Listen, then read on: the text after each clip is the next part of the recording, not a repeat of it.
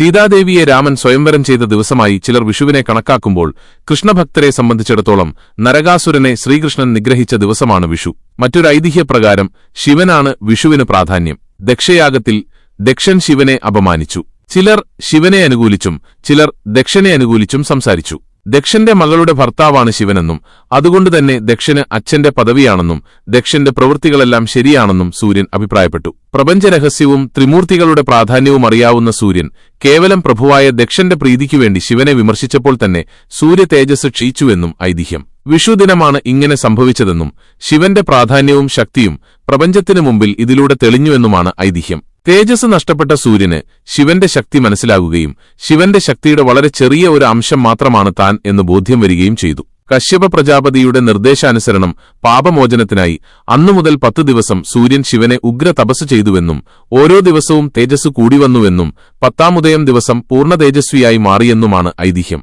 ശിവന്റെ അപ്രീതിയിൽ നിന്നും സൂര്യൻ മോചിക്കപ്പെട്ടതിന്റെ മംഗളസ്മരണ കൂടിയാണ് വിഷു. ശാപമേറ്റ സൂര്യനാകിയാൽ വിഷുദിവസം രാവിലെ സൂര്യനെ ദർശിക്കുന്നത് നല്ലതല്ല. അതുകൊണ്ടുതന്നെ വിഷുദിനം സൂര്യോദയത്തിനു മുമ്പേ ഉണർന്ന് കണി കാണണം. ഭഗവത് സ്വരൂപം കണി കാണുകയും മനസ്സിൽ ഉറപ്പിക്കുകയും വേണം.